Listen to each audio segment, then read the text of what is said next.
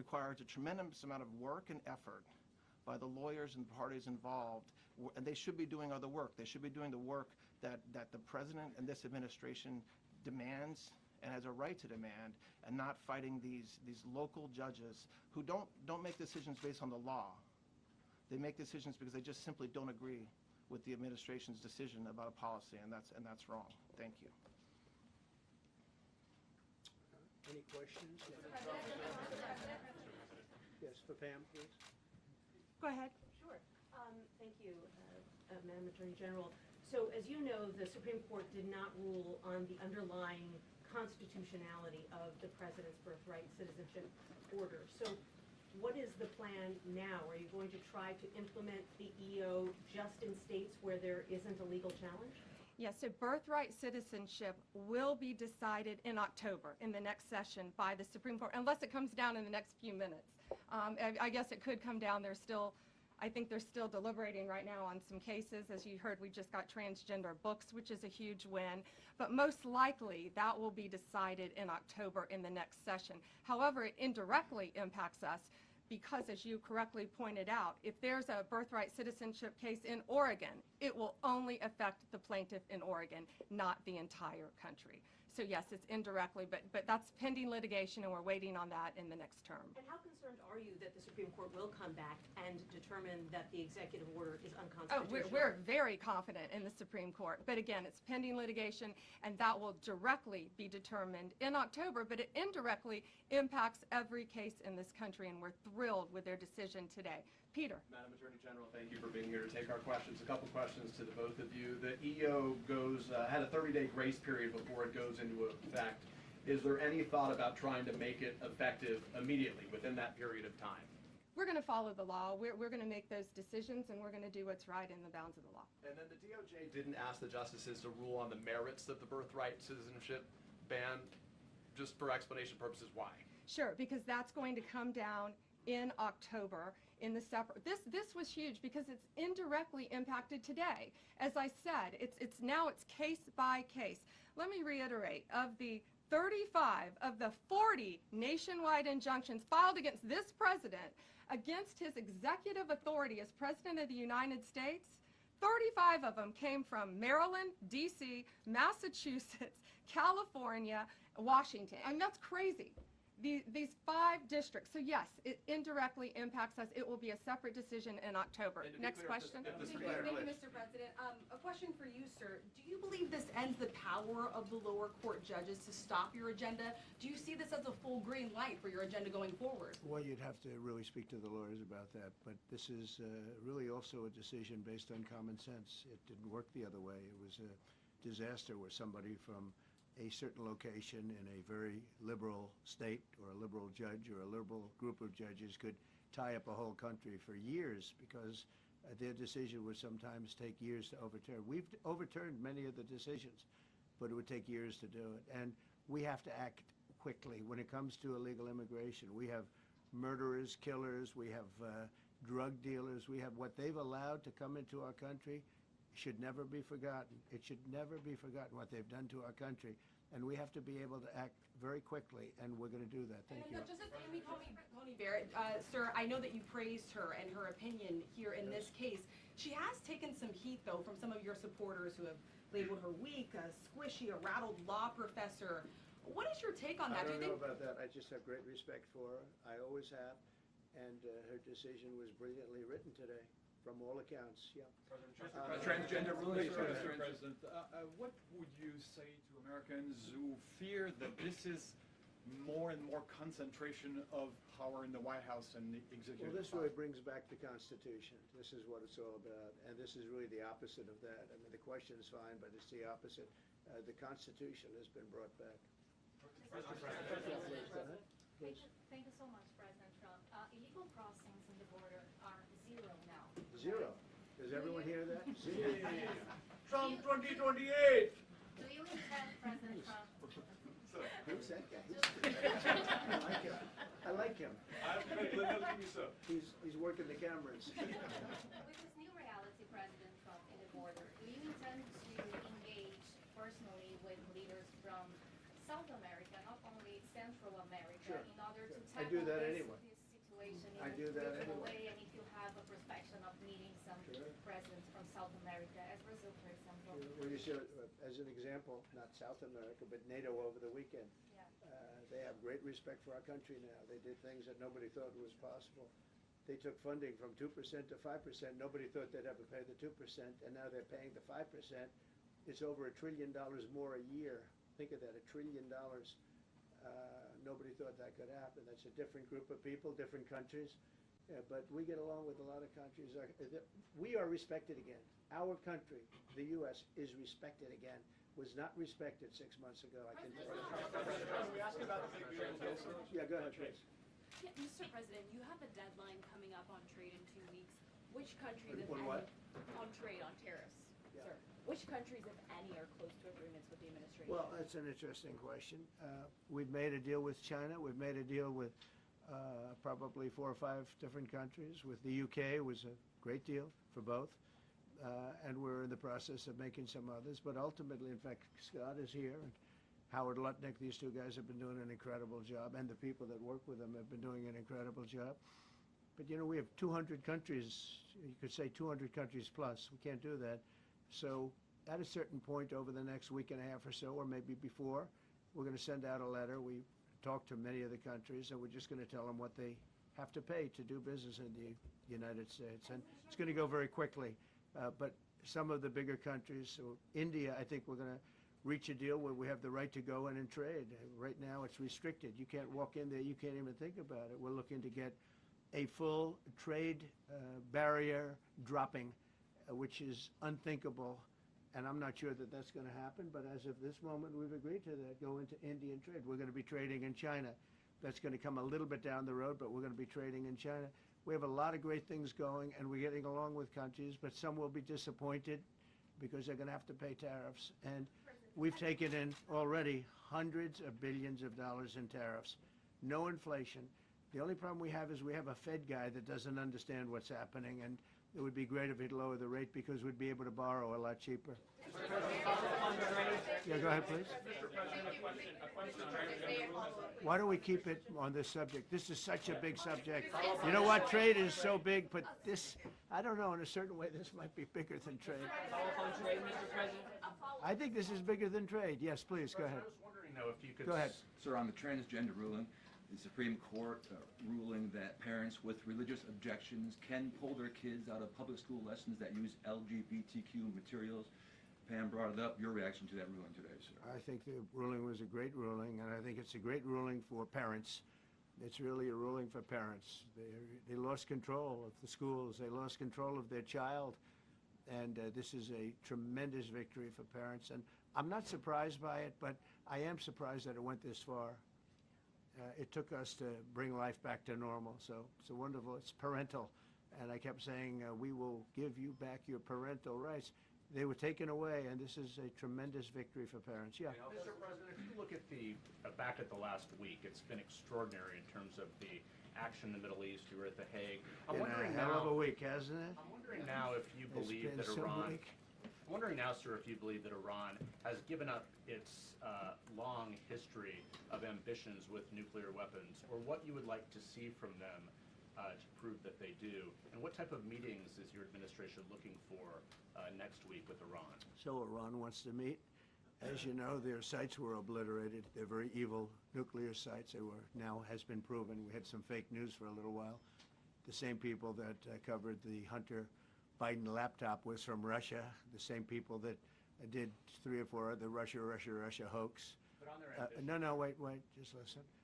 They came up with something that delayed the credit that our great pilots and these great what talent that was, and they hit it right down in the spot. 52,000 feet. Think of this, dark, no moon, you couldn't see a thing, and they hit the refrigerator door, as they say. That's the size of a target, and overwhelmingly, and it's amazing what was done. We're the only ones that could have done it, and we took out the 2 of the other sites also. In addition to that, we finished them off. That was a very evil intention. I believe that, and again, time will tell, but I don't believe that they're going to go back into nuclear anytime soon. They spent over $1 trillion on nuclear, and they never got it together. And nothing was moved from the site, by the way. To do that is very dangerous. It's very, very heavy material. Those cars were most likely the cars of masons because they were pouring concrete at the top, at the hatch, as you know, the hatch going into the nuclear site. They wanted to reinforce it, and they had some masons there pouring concrete. By the way, that concrete was obliterated. It hit exactly at the concrete. It was, I don't think it had a chance to dry, but everything's down there. It's under millions of tons of rock. Please. Yes. Your administration has said that El Salvador is one of the safest countries in the hemisphere. So why haven't you yet canceled temporary protective status for that country? Was it part of the deal? Well, we'll with take a the look. president? We've had a great relationship with El Salvador. They have a fantastic leader. They built a massive prison system. And I don't know exactly why, but it's a hell of a system. And we bring people there, and when they go there, they don't get out. And frankly, when they hear they have to go there, they become very nice people. They become very nice people. It's a tough system, but it's a brilliant system. And it's a system done by a very, very good leader. We'll talk about El Salvador. A lot of respect. Yeah, please. Thank you. A question for you and then a question for the Attorney General.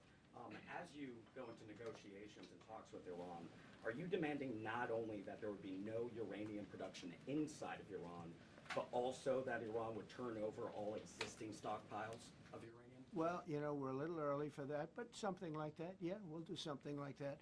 Let me say that I've been saying for 25 years, even as a civilian, you cannot let them have a nuclear weapon. And that's what happened. It's been obliterated. It would be years before they could ever get going. And I really think it's probably the last thing. They have to recover from a hell of a tough war. Would you also be demanding that the IAEA have full rights to inspect in Iran? Or somebody, yeah, or somebody that we respect, And then including ourselves. And a question for both the President and the Attorney General. Under birthright citizenship, if this is implemented, who would be tasked with actually vetting citizenship? And how, like, would this be a situation where you have nurses and doctors checking for citizenship of parents? Or? This is all pending litigation. It's going to be decided in October by the Supreme Court, and we'll discuss that after the litigation. If you have an undocumented baby, would that baby then be an enforcement priority? The violent criminals in our country are the priority now. Let me put it in perspective. Today marked the 2,711th arrest in our country of TDA members, just TDA. Everyone in this room agrees they are one of the most violent criminal organizations in the world. And the Biden administration let them walk into our country for the last 4 years. 2,711 of them today have been arrested in our country. That is the priority of Donald Trump. That is the priority of this country, of Homeland Security, of all of our lawyers, of FBI. That's the priority. That will be discussed in October when the Supreme Court hopefully rules in our favor, and we're very confident of that. But you should all feel safer now that President Trump can deport all of these gangs, and not one district court judge can think they're an emperor over this administration and his executive powers and why the people of the United States elected him. I just might add one thing, and you know, they used birthright citizenship, some of the worst people, some of the cartels, to get people into our country, just so you know.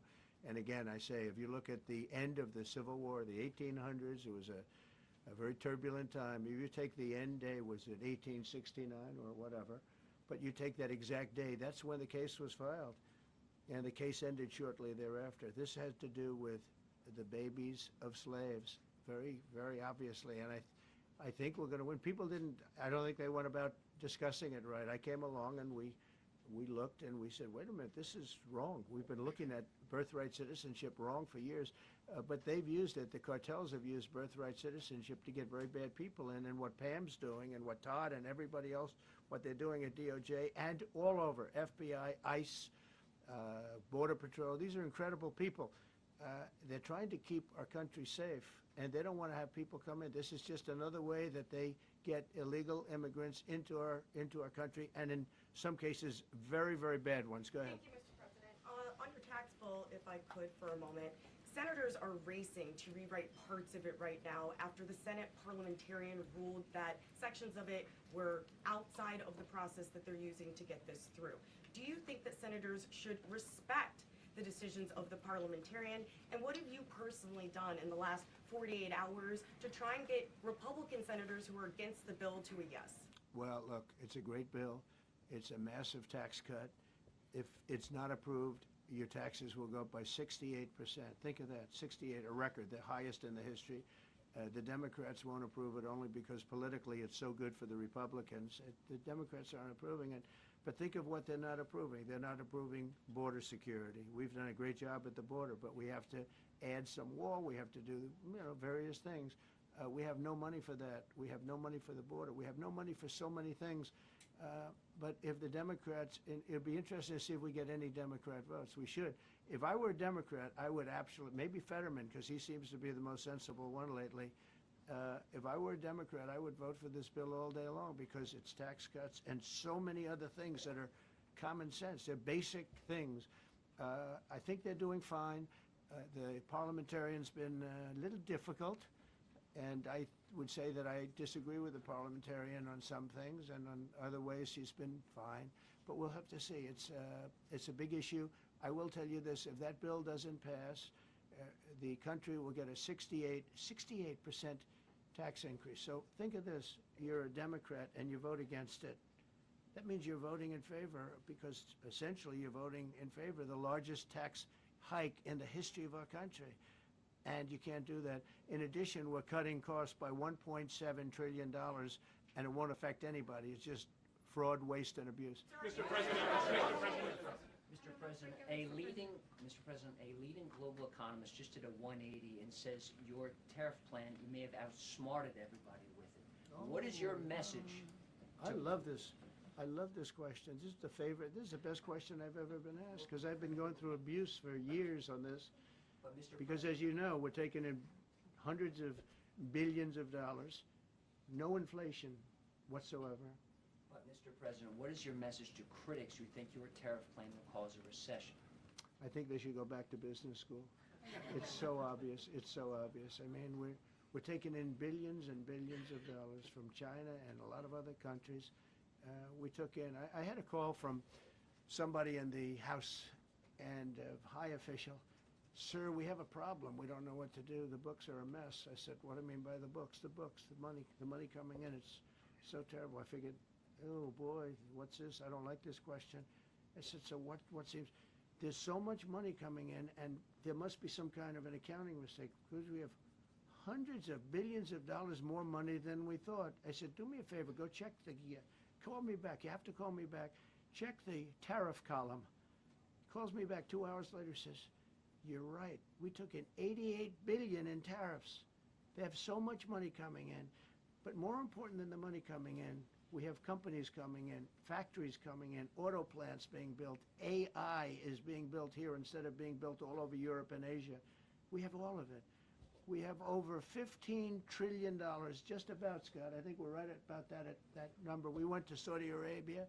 We went to Qatar, we went to UAE, very smart people, very smart leaders, great leaders, and we took in $5.1 trillion just there without the tariffs. I mean, they also liked a thing called November 5th, November 6th, and November 7th. That was a very good little period of time. It's called the presidential election.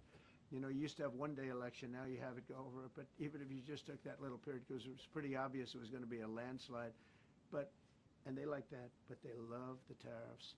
I had Texas Instruments come in the other day, big company, and he said, we're putting in $60 billion into new plants and new equipment, new everything.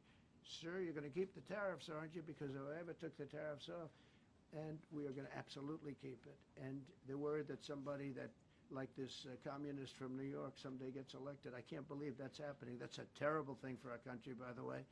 He's a communist. We're going to go to a communistic state. That's so bad for New York.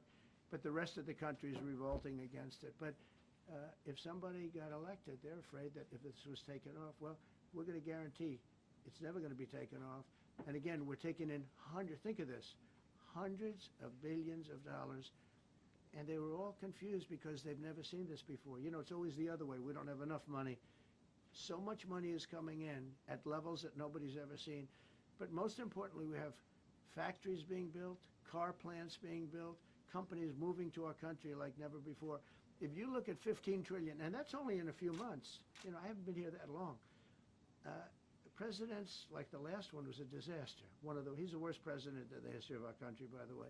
What he did on our border can never, ever be forgotten. To me, that's the worst of all the things, and he's done some terrible things, grossly incompetent. Nobody knew it was him, because I don't think it was him. I think it was whoever was controlling the auto pen. But our country is doing great. And those leaders and other leaders I just left, as you know, a large group of the most highly respected people. And that includes big countries. When you look at Germany and France and Spain, although Spain didn't come through, but they will. By the way, guaranteed they will. That was the only country that sort of tried to hold back on putting up the money. But just so you know, they said, it's unbelievable what's happened to the USA. You were a dead country. We didn't respect the country, the leader. You were dead as a doornail. One said to me, you went from being a dead country, you are right now the hottest country anywhere in the world. The whole world is talking about the USA, and everybody wants a part of it, and they're pouring into our country, and you're going to see those numbers. Thank you for that question. Go ahead.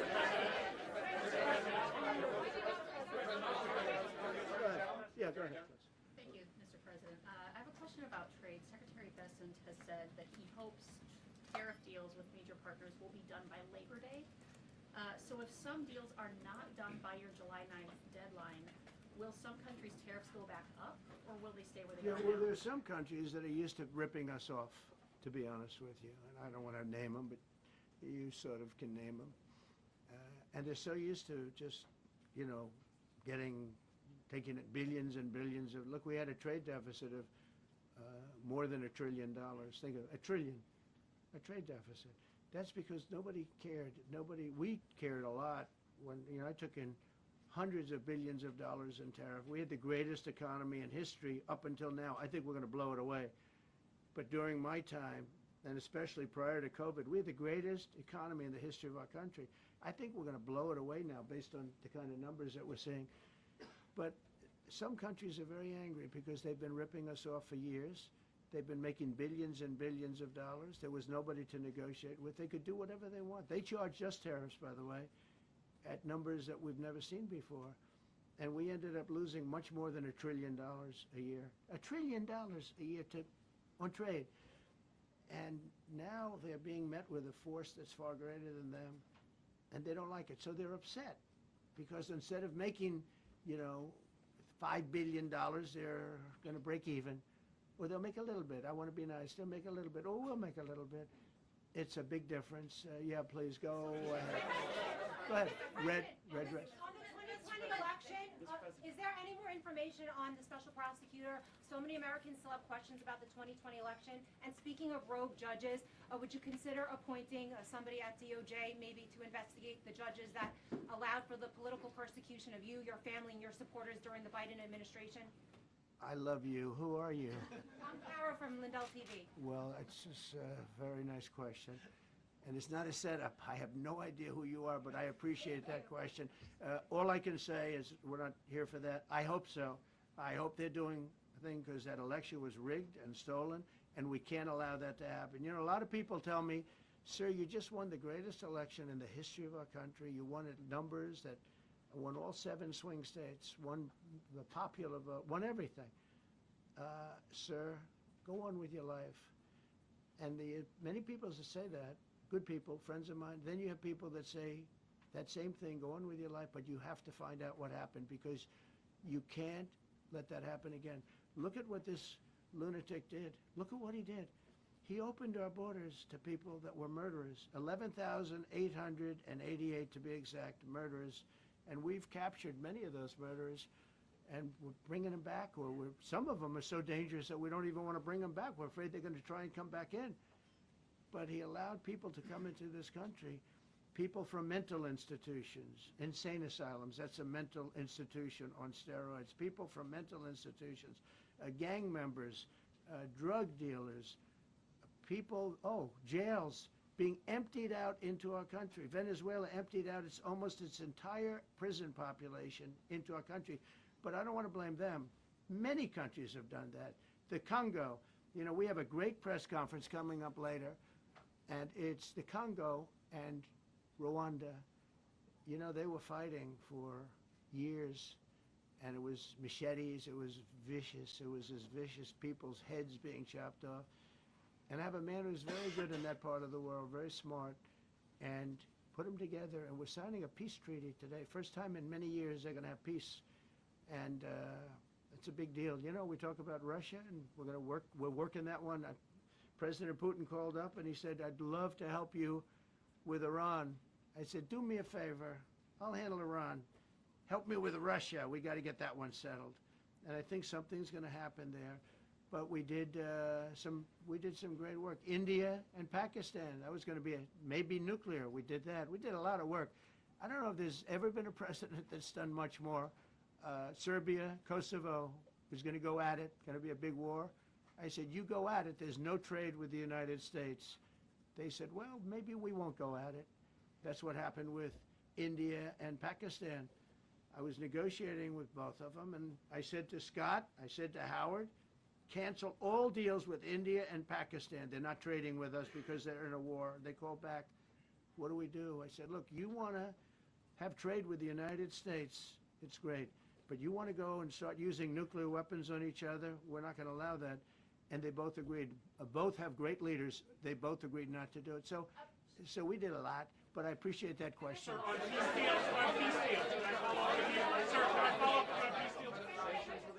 Thank you so much. Yes, Thank you, please. Mr. Orange. President. Thank you, Mr. President.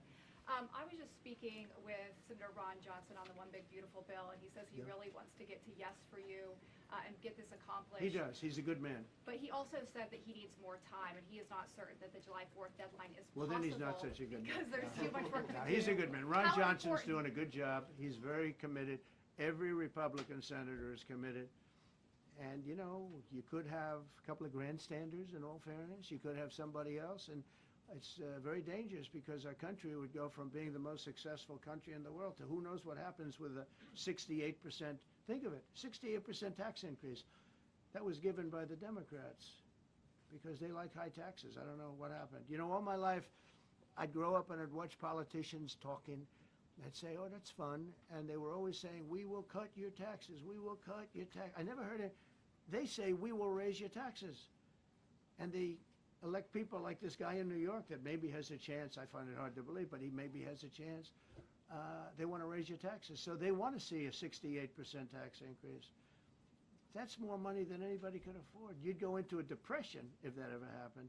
So I think there's a lot of pressure to get that approved. President Trump, How important is the July 4th deadline to you if the It's default important. It's not deadline's the not end till all. August? It can go longer, but we'd like to get it done by that time, if possible. And look, we have a lot of very committed people, and they feel very strongly about a subject, subjects that you're not even thinking about that are important to Republicans. The problem we have is that it's a great bill. It's a popular bill, but we'll get no Democrats only because they don't want to vote for Trump. If that bill was their bill, oh, they would be so happy. It's so great for our military. It's great for everything.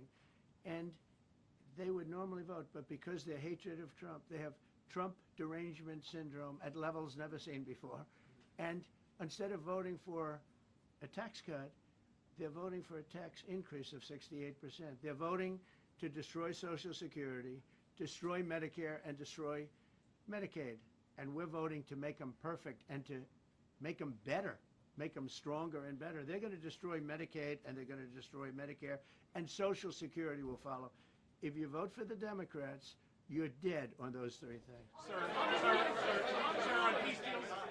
Thank you, Mr. President. On a related subject, many Democrats have said that they are not going to support crypto bills in Congress only because of you and your family's personal crypto ventures. And these votes are in some cases needed to pass. Are you open to the idea of pulling away from your personal crypto ventures just for the next few years if that helps get these crypto bills passed in the next few months? Well, it's a very funny thing, crypto. So I became a fan of crypto, and to me it's an industry. I view it as an industry, and I'm president. And if we didn't have it, China would, or somebody else would, but most likely China. China would love to. And we've dominated that industry. It's a big industry, by the way. In fact, when the stock market went down recently, crypto and Bitcoin and all of that went down much less than anybody else as a group. And we've created a very powerful industry, and that's much more important than anything that we invest in. We invest in it, but really that was an industry that wasn't doing particularly well. I got involved with it a couple of years ago, and before the second term.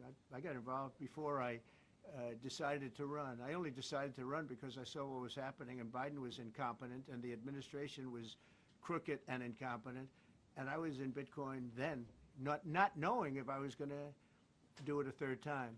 So it's become amazing. I mean, it's the jobs that it produces, and I notice more and more you pay in Bitcoin. I mean, people are saying it takes a lot of pressure off the dollar, and it's a great thing for our country. So I don't care about investing. You know, I have I have kids, and they invest in different things. They do believe in it, but I'm president, and what I did do there is build an industry that's very important. And you know, if we didn't have it, China would. Okay. Sir, Mr. President, go ahead. With the glasses, gentlemen, go ahead, please. Go ahead. Thank you, Mr. President. So, are you going to cut funds in the sanctuary states, like for instance California, they keep supporting illegal immigration, and then these people work under Yeah, we're giving them a table? hard time. And also, if a foreign policy question. I mean, they don't have a governor in California. They have a man that wants to give away everything to people that nobody's seen before.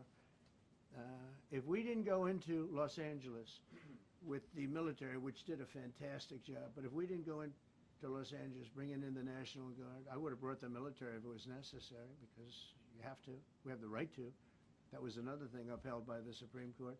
But if we didn't go in with the National Guard and be strong and tough, you wouldn't maybe have Los Angeles. It would be like the rest of California, the rest of Los Angeles. They lost 25,000 houses in a fire. They should have lost none. You know, I sent the water down. I had to break into their water supply because they just refused to do it. They're crazy. There's something wrong with them. They have plenty of water. They don't have droughts or anything. They have we let it come down from the Pacific Northwest. They routed all the water out into the Pacific Ocean for environmental reasons, okay? And now you have 25,000 houses, none of which would have burned down if you had the water. They didn't have water. They didn't have water for the fire pumps. They didn't have water in the sprinkler systems that people put in. So the answer is we're going to work with governors. We're going to work with radical left Democrats and Democrats, and we're going to make it good for everybody. We'll have to stop the crime in those, in the case of the cities, I think I can say just about all cities with heavy crime are run by Democrats.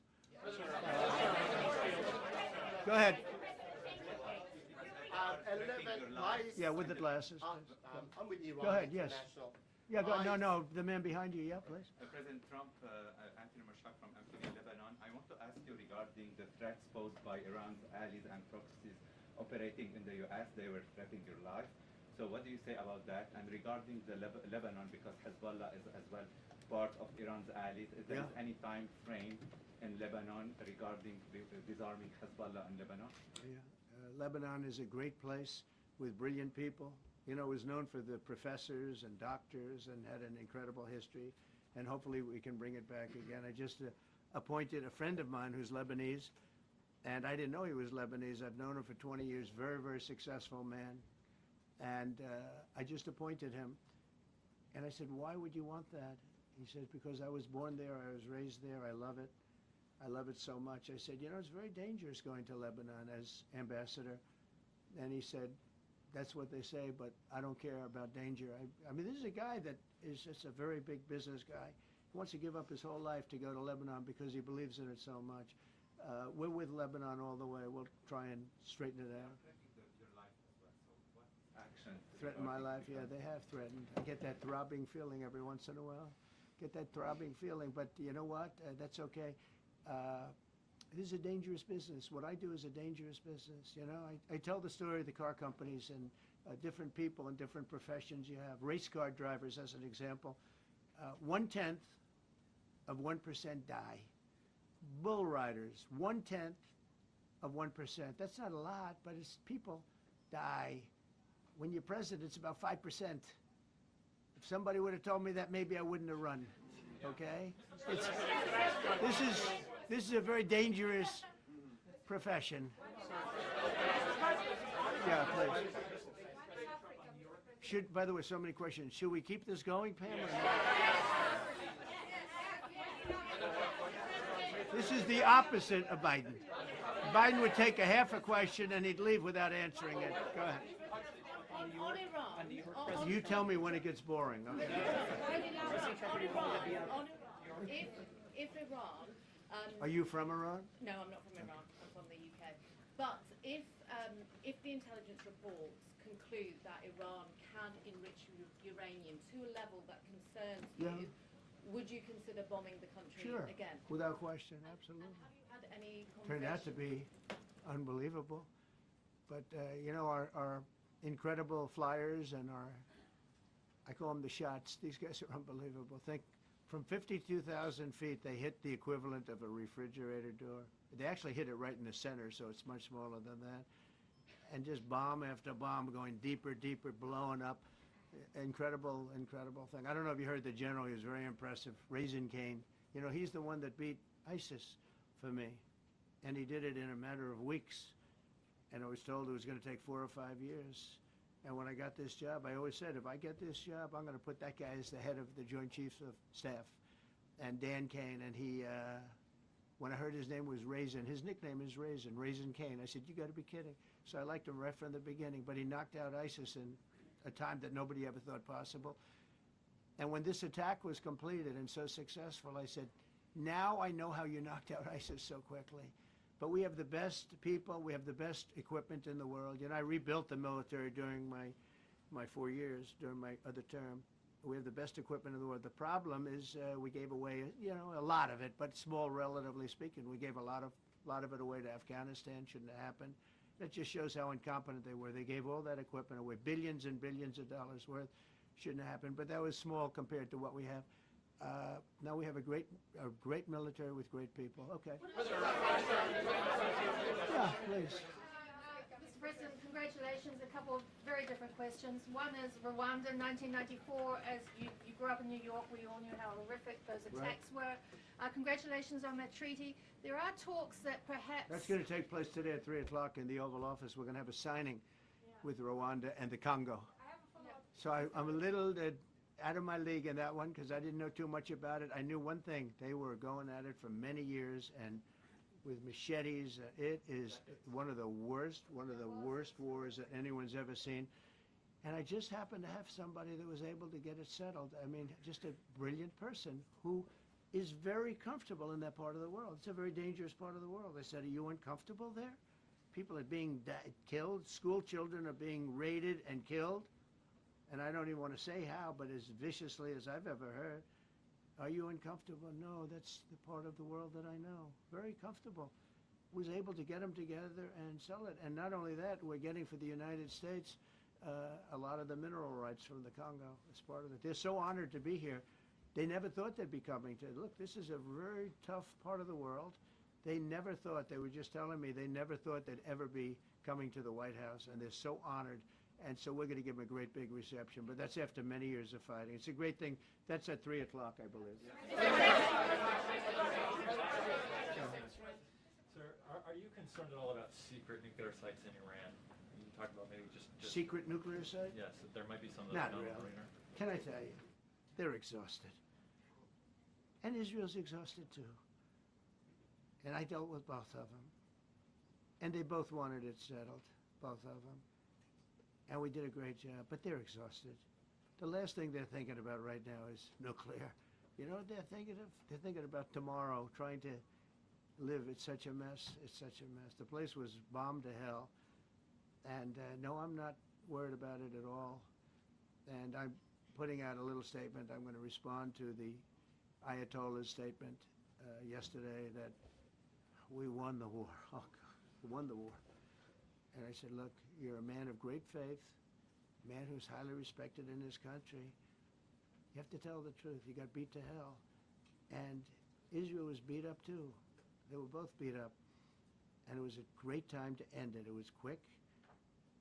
They got the hate out. There was a lot of hate, a lot of hate. It would be great if they didn't have that hate. But the last thing they're thinking about is nuclear weapons right now. Please. Thank you, Mr. President. Iris Howe with NTD Research Media with the Epoch Times. Thank you Good. so much for doing this. It's Sure. very refreshing for all of us here, It's a I good believe, group. in this room. It's refreshing. Very refreshing. Yes, we haven't had Probably. this in, for the I understand what you mean. So thank you so much for coming out here. Other to than talk to us. Caroline's done a great job. Yes, sure. You're referring to the past administration, Yes, not yes. to Caroline, right? Yes.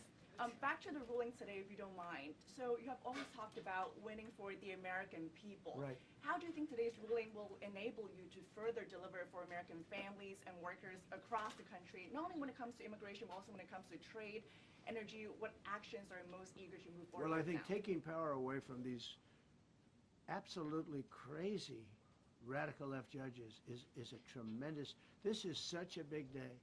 This is such a big day. It's like, it's sort of sad because we're doing the signing at 3 o'clock, and this may very well dominate the signing of a big war that was going on and really affecting the continent of, think of it, the entire continent of Africa was being affected. And we're settling that war today, and this will probably be a headline.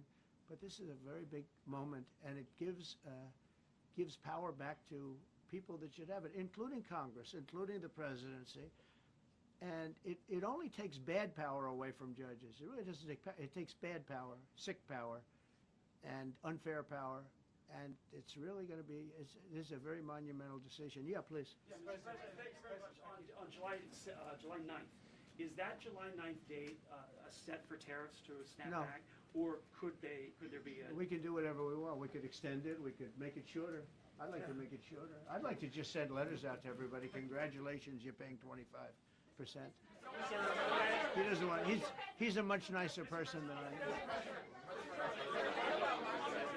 Go ahead, you finish it up? Who are you considering for the Federal Reserve then? And are you speeding up that process? I see Secretary... Oh, he's terrible. He's terrible. I mean, I have a list of things. We're like 38 on the list. We pay, Cameroon and different places are paying the same as us. Because, you have somebody sets a rate at 4% or 4.5%. It's hard to go out and say we should be paying 1% when you have your so-called experts doing it. And the sad part is, as per the question that you asked about tariffs, we've had the tariffs and we have less inflation than we had before. What we have is a hell of a lot more money, a hell of a lot more income, and we shouldn't be paying a rate like that. In other words, when we pay a rate, I'll tell you, each point is the equivalent of $300 billion. So if we had it down 3 points, because I think we should be at 1, you have Switzerland is at 0.25, in other words, 25% of 1%. And they're the number 1 right now, but we should be the number 1. And soon you're going to have, I think, you're going to have where the people will pay will pay, like we had a few years ago, where you put up money, you loan money, and I mean, you actually, instead of paying, you get paid. I love that. I don't know if it's any good, but I love it, where you put up money and you get paid. But we should be in a category, so we should be at the top of the list, not toward the bottom of the list. But we have a man who's not a smart man, and he probably has Trump derangement syndrome. And he's just not a smart person. What he's doing, though, he's hurting us for years to come. Because if we borrow money at 2 points higher than we should be paying, that's $600 billion. Wouldn't you say those numbers are about right, Scott? So it's 2 points would be about 600, actually more than that, but about $600 billion, all because the guy doesn't want to lower the rates. He is doing the service, a very disservice, and then he goes up and talks about, I'd like to see costs come down. He gets up and he does his little thing for 5 minutes, and he goes out and he goes back to the beach. He goes, I'd like to see costs come down. Well, he could lower the interest cost by $900 billion a year. All he has to do is lower rates. And everybody's saying, I was watching some of the business shows today, and they're saying, Trump's right. He should really be cutting. The country's doing well. We have no inflation. Now, despite him, we're doing great. But if we got the rates down, we would be a rocket ship. So I think that'll be it. And I just want to thank everybody. This is a really big day. We've had a big week. We've had a big week. We've had a lot of victories this week. NATO was a tremendous victory. The war was a tremendous. Look, we were talking about this for 30 years, about Iran being nuclear. And all I said is it will not be nuclear, and it's not going to be nuclear. And I want to give credit to a lot of people, most importantly to our great military. Boy, they put out that fire. Once that happened, once those bombs got dropped, that war was over. That war was over. But I just want to compliment them. Incredible. The general and all of his generals. Pete Hegseth was great.